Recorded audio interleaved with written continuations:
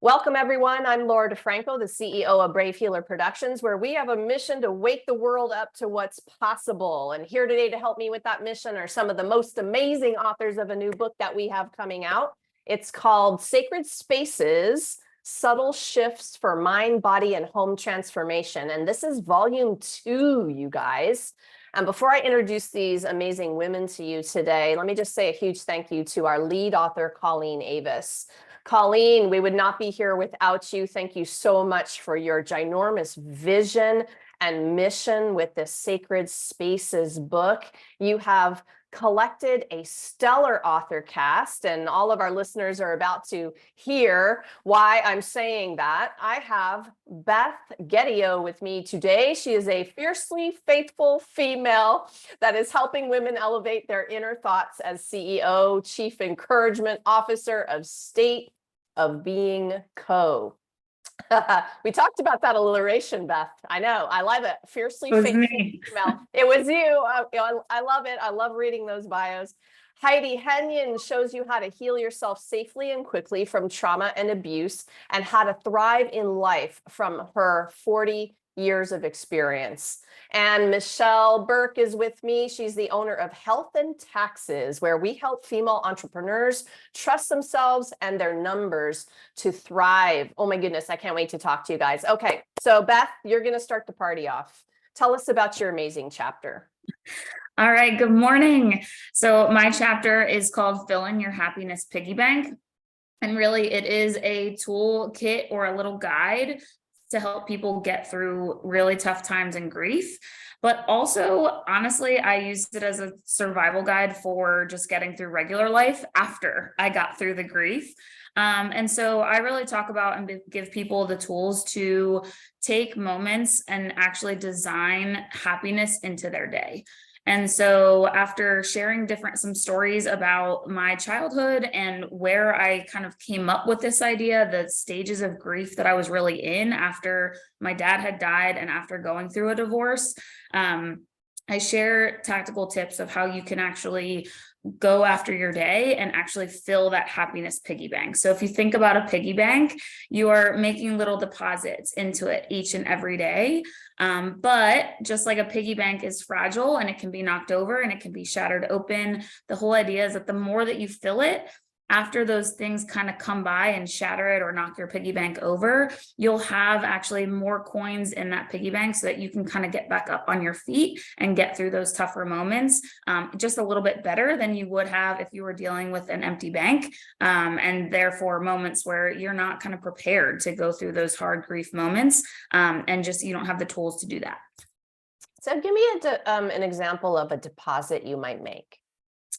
So we've got varying deposits, and I like to talk to them in the scale of pennies, nickels, dimes.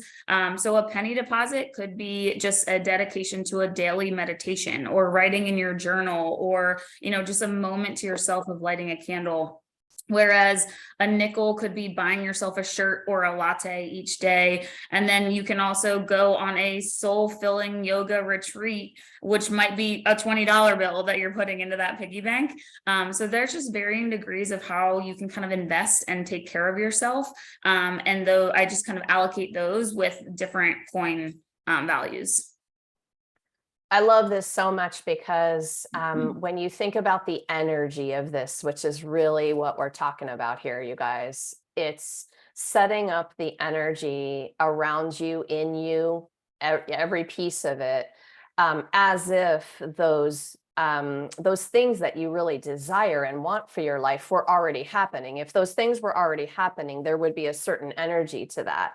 And you, with this technique, are creating it. And even talking about moments of grief at the same time. I love that you can have the conversation where we talk about both things at the same time. Was that hard at first for you? It was hard at first when I was doing it. Actually, I should say it wasn't hard at first when I was doing it. It was essential. I was in such a state of grief. I literally had to fill my days with something that was happy, with a moment of happiness. And I think when we talk about this too, we talk about happiness versus like authentic joy. when I was in that deep state of grief, it was legit. Like I needed shallow happiness. I needed to put a smile on my face.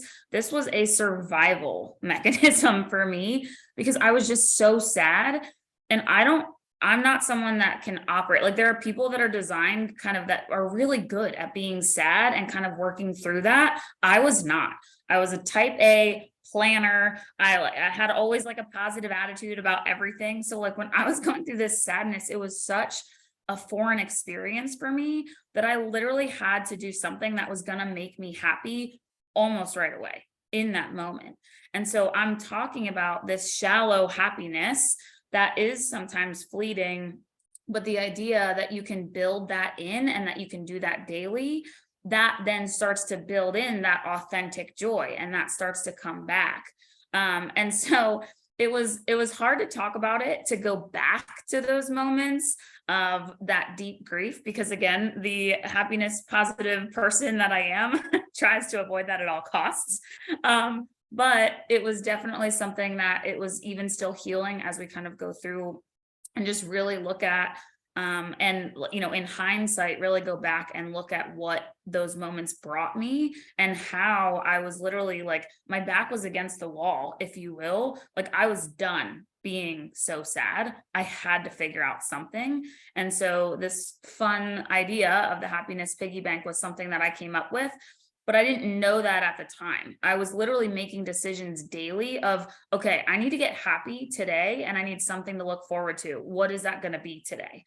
And sometimes I had to show up for my job and that happiness was like, okay, I'm going to journal for 5 minutes. That's my time. No one's going to bother me. And then I'm going to go. Other days I'm like, oh, I'm booking myself a massage. Like there were just things that like I needed to look forward to because the spirals that were happening in my head were things that I couldn't look forward to. And they were devastating. So I needed it as more of a survival. So the concept of the happiness piggy bank came long after when I was kind of talking to a friend, giving her advice of actually how she could get through a divorce, just sharing how I did it. And I came up with this analogy of the happiness piggy bank. And I was like, wait, that's exactly what I did. I appreciate you being vulnerable in your share about, that being survival. Thank you, Beth. Thanks for being here today. Stay tuned, you guys. More from Beth in just a minute or two. There's so much there. Seriously, we could stay on that topic all day long. You guys know this, right? Like all of these juicy topics that surround sacred spaces. Heidi, you're up next. Tell us about your amazing chapter. Hi, first I want to acknowledge Beth because when I would work with clients, I call it building resilience. But building a happiness piggy bank is so much more fun. I mean, it just puts, we need to build resilience in us so that when stuff happens, we build it though by doing happy things, by bringing joy things. So I just love that. I want to thank you for that, Beth, so much. I am using it. My chapter is called 3 Gifts That Saved My Sanity. And it came about because a number of years ago, I was sitting with a friend and my life was just in chaos again. And I couldn't figure out what was going on. Why was everything so chaotic? I mean, I'd gotten my act together and things like that. And she said, Heidi, you're addicted to chaos. I was kind of like, what? And then when the opportunity to write this book came about, I had just had that conversation again with her about addiction. We think of addiction as drugs, alcohol, sex, maybe shopping, things like that. But we don't think about how we get addicted to our own moods, our own spaces. Like there are people I've worked with that have been addicted to depression. Once they realized that, they moved out of it, addicted to sadness. And it's not that that's bad. It's what they grew up with. It's what's safe. So my chapter is basically the story of finally figuring out, my life from birth was sheer chaos. I was born into a very crazy family, a very seriously abusive family. Drugs and alcohol started at 8, 9, 10 years old, things like that. And I got clean in my 20s. But when I got clean, I didn't stop being an addict. See, I truly believe we don't have to say we're an addict all our life. Addictive behaviors are coping mechanisms for something going on inside. And they're there because they may not be the best coping mechanisms, but they're there because somewhere in our unconscious, in our core being personality, not our core personality, but our personality characteristics that have grown up with us since childhood, they're what try to keep us safe.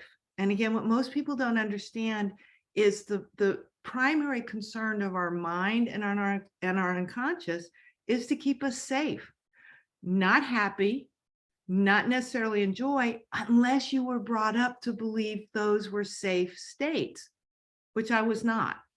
It's just that simple. So through a lot of the healing journey to realize the whole person I am, that's kind of what happened. So that's why I love Happiness Piggy Bank. I just wrote down something that you said there, just thinking about it a little bit, that addictive behaviors are coping mechanisms for something that's going on inside. And sometimes you're so wrapped up that you don't know what that is. When you realize you're addicted, some people, then that's what is the breakthrough. It's the awareness. Yes. And then you can take it from there. Anything else you want to say about that? Well, there's a whole lot more I could say about that. Trying to keep it into something short. I think what I would say about that for most people is to just, once we become very aware of ourselves, and the simple way to do it, one of the very first things I teach people is simply tune into your body. Our bodies never lie. Our bodies remember everything. And if we're feeling a little bit off, if we're not in tune with our body, if we've shut down our body feeling, if we're in a place of not feeling, that sort of neutral, blank, numb place, take a moment to tune in. And an easy way to do it is just literally put your hand on your heart, close your eyes, and just tune into your chest, tune into your heart, tune into your physical body. That brings you back to the present. Then you have the ability to start looking. Most of the time when we're feeling numb or things are going on in our life, is because we're not in the present moment. We're most likely in a past memory that's looping around in our head, or a future anxiety producing memory, which can also be very addictive because it feels so good. When you're in that numb state, even anxiety or fear is great because you're feeling again.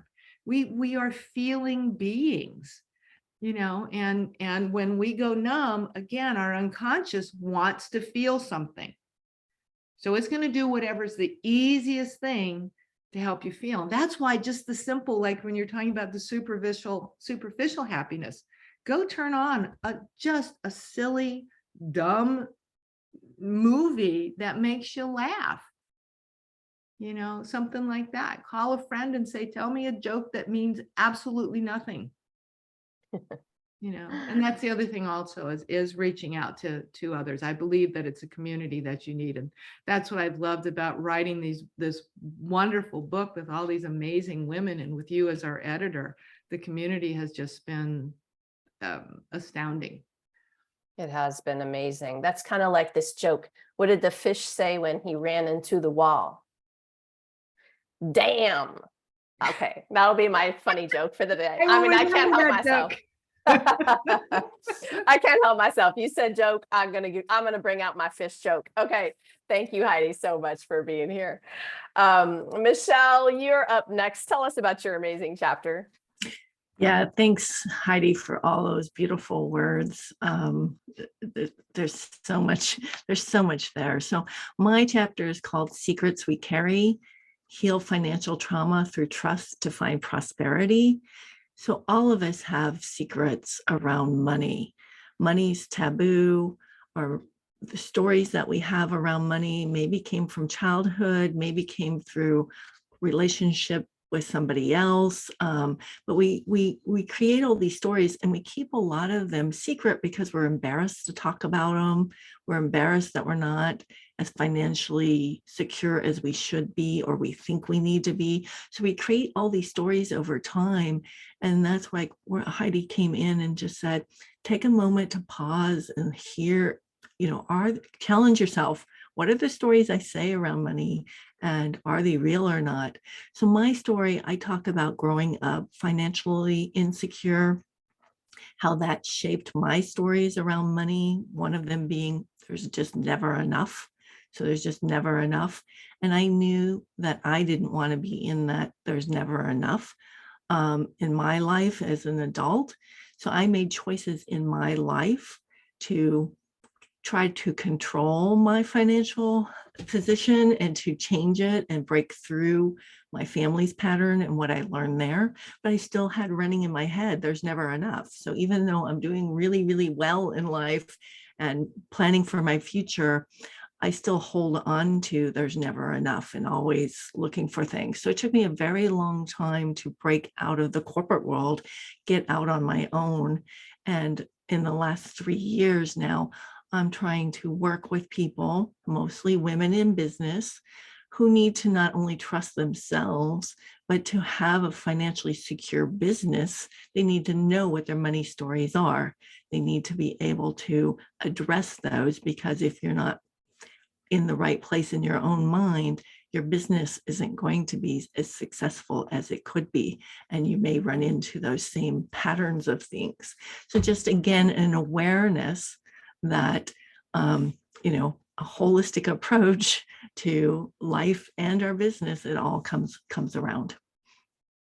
And I love your approach. And I love this topic. It's up a lot for people in terms of, they think about their life's purpose, but there's always this goal of abundance, I think, in the background of, what they want to do and how they want to serve and how they see themselves in the world. And man, you talk about those you've heard the term money block a lot, those blocks that we have, but really that's just limiting beliefs.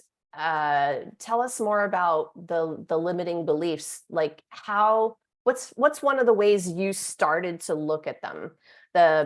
We never have enough. I'm sure there's more than that one for people who are listening. I know I have a couple, but tell us how anyone on that one? Tell us how you looked at that, Yeah, sure. Thanks, Laura. Yeah, there's things like money doesn't grow on trees. We have to work so hard. Money, people even think money is evil. Well, so that's going to keep it limiting. So you're right. It's all these different limiting beliefs. And the first thing to do is just kind of journal on it, write down, put down the word on money on a piece of paper and just start writing whatever comes to mind. And then just see what things you're saying. And then after you've just kind of put them all on paper, go back and review, okay, where did this story come from? Why do I feel like that? And just start questioning those stories, because those stories don't have to be truth. They don't have to be who you are tomorrow. They don't have to be who you are today. So just writing that down and becoming aware of the things we say and the things we say to our children too, right? So we're creating limiting beliefs in our children because we're saying these things, money doesn't grow on trees. Well, what impact is that going to have on your child as well? That is so important. And I'm a journaling fan. That's basically how I started with the awareness process in lots of areas of my life. Okay, this is cool because I want to transition to this next question for all of you. But first, let me just say thanks, not just for saying yes to this project, but for really stepping up and being vulnerable in your stories. Thank you all for doing that so brilliantly. You're letting us have this window into your life, which helps us not feel alone. You all did that. And it's been amazing to read those stories. There's healing for our readers in those moments where they are realizing, oh, I'm not the only one, right? But then you stepped up with your master teachings as well, right? These awareness practices, these golden nuggets, I call them, of awareness. Actually, I like to call them ninja moves, because the more moves we have of awareness, the more we're in that practice and create a discipline out of it, we can be thinking, believing, and acting in much healthier, aligned ways. That is life-changing stuff, you guys. You are all so amazing. Heidi, I want to start this question with you. What to you makes a space sacred? There's a number of things that make a space sacred. The first is it a safe, loving place? And I say that particularly because we can create that within us. You know, many of us, we go out into the world every day, or we may have had to deal with things, or you get in situations that may not feel safe. The first thing is you have to feel safe inside with yourself, so that then if you are in a space that doesn't feel safe, you have the ability to say, stop, I don't need this. Again, I work so much with women with trauma and abuse, and they don't know how to say stop. Their partner may be coming at them and they don't know how to say stop because they don't feel safe inside. So again, it's that first, again, I teach people, put your hand on your heart, find yourself, because once you are feeling safe inside, you can say no to the outside world. So once you've done that, then you can create a space within your own home to just go, journal. I think all of us, journaling is such an amazing thing. You can then create a space where this is mine. And, I might have a candle in here, or an essential oil, or I love stones and statues, little statues that I have this one artist and I love, and I'll hold those and I'll remind myself again, I am my best friend. When you think about it, you're born into this body, and this body is with you 24 hours a day until you breathe out your last breath. This is where I have to come home to. This is where I have to feel safe. So for me, it's that, and then I can create space around me to just anywhere. Love it. Yeah, love it, love it, love it. You're making me think about that safety feeling internal. So, we could be talking about sacred spaces within and without, right? We can talk about all these different ways, but the thing that came up in my mind when you were talking was about boundaries. And when you're confident in your boundary setting, and you know who you are, and you know where that line is, then from there you can move out into the world and create safer, more sacred spaces anywhere you are. Gone with this topic, you guys, we could talk about this all day. There's so much stuff here. Okay, Michelle, how about you? What makes a space sacred to you? Yeah, sure. So again, I love what Heidi just said, but for me, I've always found like feeling one with me and with nature is being outdoors, and just my favorite place is just being out on a walk, out in the forest, out in the woods, out somewhere with nature. But I can't always do that. But if I still need that, I will just walk in my neighborhood. I love flowers, so I'll just look for the flowers in my neighborhood. I just look for a little something to smile about and put that little flower in my happiness piggy bank. So yeah, just find something, even if everything seems like it's coming down on you or and around you, find a little something like Beth was saying. And for me, a lot of times it might be that little sunflower or some little petunia or something out there to just make me smile. I love that. I do the same thing. I take my phone with me so that I can have a photo montage of all the flowers by the time that I'm finished. I love that. Oh my gosh, the flowers are so gorgeous. And nature in general, right? Like the sacred space in nature is it's immediate if you know, if you're waking up in the moment, I'm staring at your sunflowers behind you going, yes, there they are. That's the place. Beth, how about you? What makes the space sacred to you? So I am an architecture slash interior designer by trade. And so when I think about a sacred space, I think holistically and literally about it, and how you can really craft a space in your home to be sacred for you. And I really look at engaging all of the senses. So, what is the fabric of your chair? How does that feel? Where are you? What are those fabrics kind of giving you? Like, do they make you feel snuggly? Do they make you feel chic? What is that? Is it near a window? Do you get sunlight? And really just kind of thinking about the space that is around you and what that space can give you when you're thinking about creating a sacred space and actually creating it as a physical space. I know a lot of the authors, like, we're not looking at it as physical space, and it certainly doesn't have to be. But for me, that is something that I do. I love to have this dedicated sacred space. It's right there in my corner. I only sit in that chair when it's time for it to be sacred, when I'm meditating or journaling. I won't, guests will sit in that chair, but I won't. So really looking at the space around you, how it feels, what does it smell like? You know, how does it feel in terms of like sun on your skin? What does it look like? What colors are there? And really just, is it quiet? Do you play sounds? And really just kind of looking at your whole being and how your whole being is in that space. And just really kind of looking at sight, sound, smell, all of those things, and really kind of evaluating what are your favorite pieces of that, what is sacred to you, and all of those things, and putting it all into that space. Might not look the best to somebody else, but it's for you. You're like, that's what I love, that's what I love, that's what I love, and they're all going to come together and create that most sacred space for you. That is, it can be so powerful. I think a lot about this literal, the space around you when it comes to my business. And I had a great conversation the other day with somebody. It's like, okay, and I work out of my home. A lot of people are working out of their homes these days.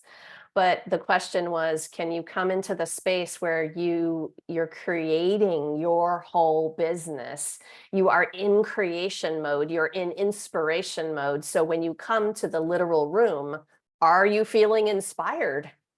Are you feeling creative, energized? Can you breathe? Or is your clutter so overwhelming that you're feeling some of the opposite things of that, right? It's so cool to transform a literal physical space. So you must love what you do, Beth. I know the feeling is cool. And I think, and it's something too, honestly, like I talk to so many people that they don't think that they're capable of creating a sacred space for themselves because they're not good at design or they're not designers. And obviously this is like my little platform here. And it's like, it doesn't matter what other people think. It doesn't matter what is cool, what is trendy or anything like that. And frankly, it doesn't even matter if all of those things go together. Like you could have all, different colors, but all the fabrics feel great to you in a different way. Or, you could have like, maybe you love all those bright, vibrant colors, whereas someone loves much more neutral. It doesn't have to be what other people think, and you don't have to be a designer. If you like it, great, put it in there, I love that. I love that. All right. Okay. So, Mary, I wanted to call you Mary, Heidi. Heidi was talking earlier about the community and the group of authors, and this is so important to me. The books that we publish, like Sacred Spaces Volume 2, are so much more than a book, you guys. They are communities of expert practitioners, coaches, therapists, all kinds of people who literally chose a path of helping other people. And so when we bring all these people together, the energy is so much bigger and more beautiful and amazing. And one of the biggest things I want you all listeners to know today is that, if you have felt like you haven't found that community for yourself, you're looking at a few of them right now. right? And we've built a place where you can come and get your questions answered and get some support and continue the conversation really from today. But the question, Michelle, I'm going to start with you for this one is, to me, community has been the difference between success and failure, seriously, in my life, my business, everything. Tell me about what this means to you. How's it been for you personally to be involved in your communities? Sure. So I think I spent a lot of my life thinking that I had to know all the answers. I had to do things on my own, and it was up to me to be able to go from A to Z. It took me a long time to realize that I needed like coaching, or I needed communities to ask questions, and part of that I think was starting to feel safe in those communities and realize, hey, here's a place where I can be vulnerable and share things and work with other women in particular. And so this community, I brought a few of my friends and family in to be a part of it, because I think it would help them grow their community. It helped me feel comfortable in that community. But I didn't know Beth. I didn't know Heidi. I really feel like I've gotten to know these ladies, and that if something is weighing on my heart, that I could reach out to anybody in this group and have a conversation and just say, hey, here's what I'm thinking or feeling.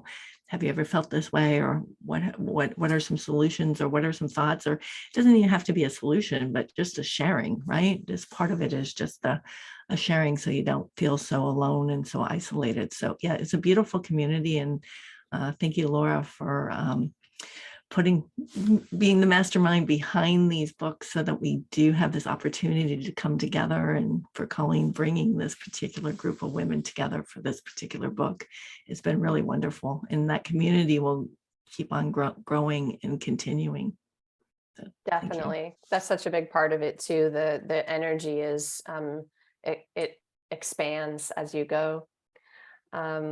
So Beth, how about you in this question of community? What has that meant to you in your personal life?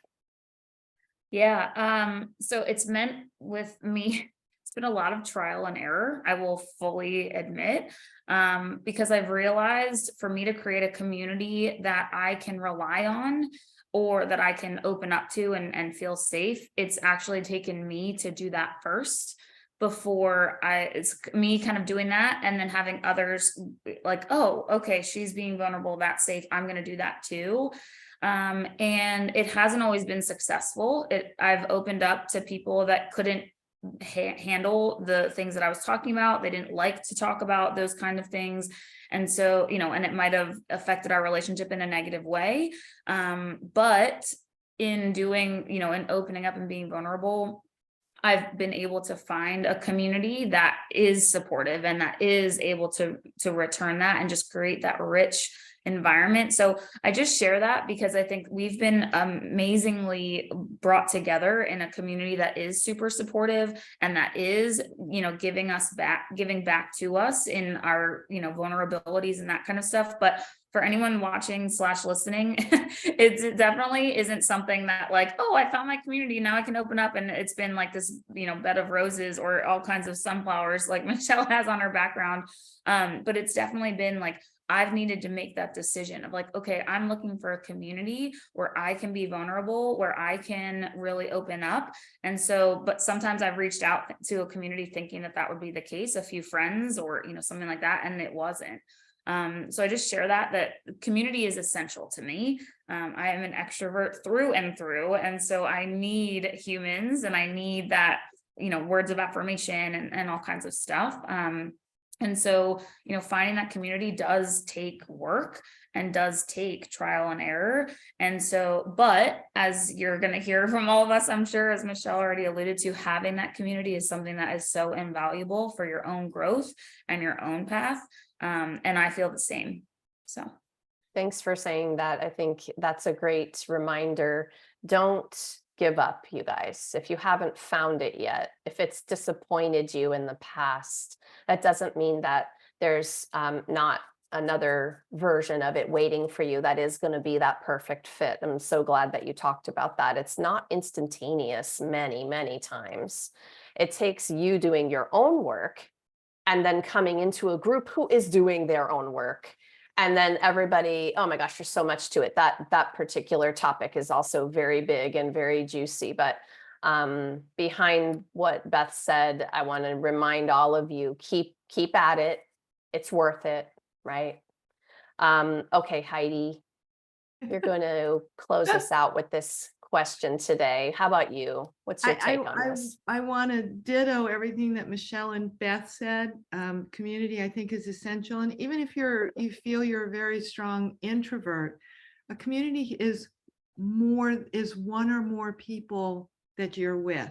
So you're not alone. So it doesn't have to be this big, massive community. And I also want to add to that is your community will change as you grow.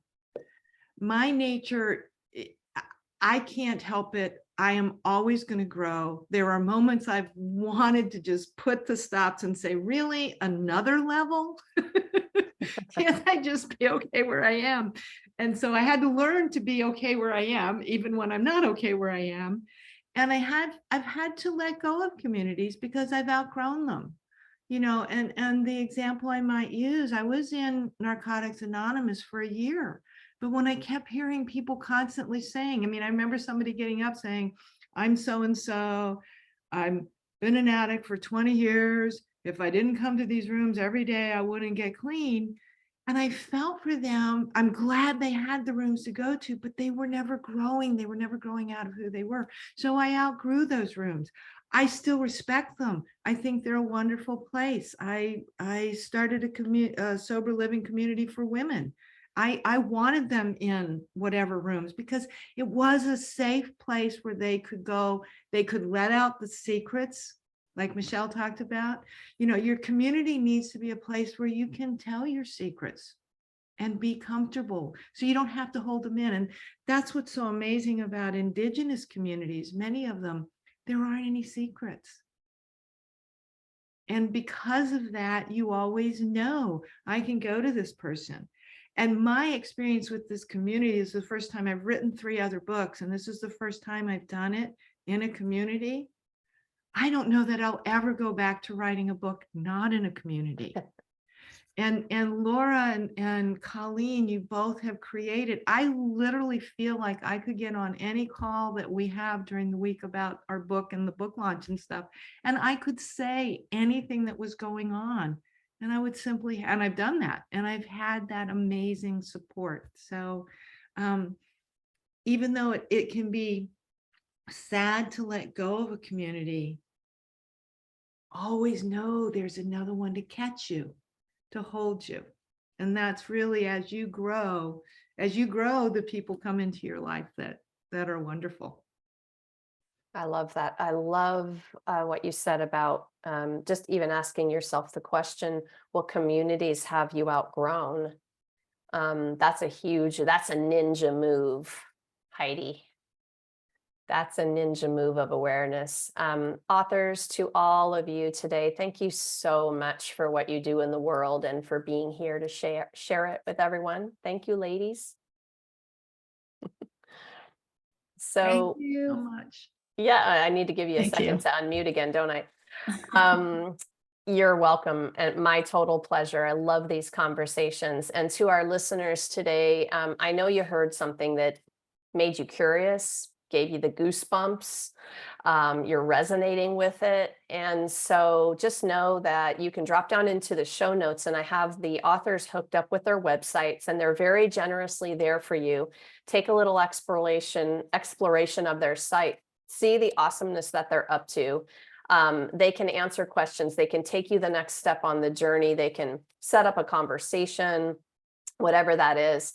And also, you're all invited to our live stream book launch party. That's going to be on November 4th at 10 a.m.